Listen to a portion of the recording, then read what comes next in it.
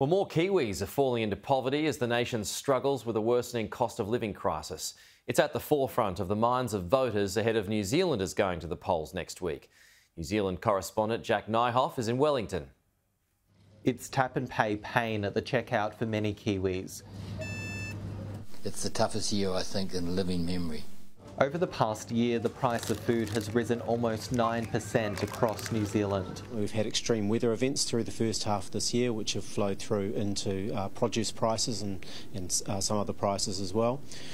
New Zealand dollar has been weakening, which is adding to the cost of imported products. Community organisations like Wellington City Mission are experiencing an increase in the number of families asking for help to keep their pantries stocked. In fact, you've got to go back probably 3 years. So obviously we've had the pressures that COVID brought, and at that point we saw an uplift of about 400%.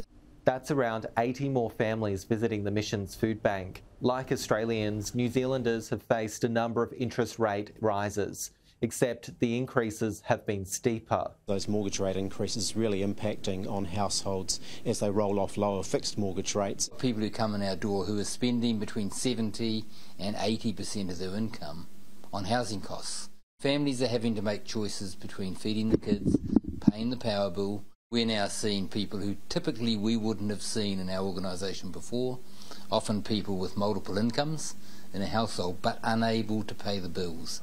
It's a big issue for voters this election. So we're now seeing people who typically we wouldn't have seen in our organisation before, often people with multiple incomes in a household but unable to pay the bills. Food prices will, on average, continue to push up. There's a lack of hope so often in people's lives. Jack Nyhoff, Sky News, Wellington.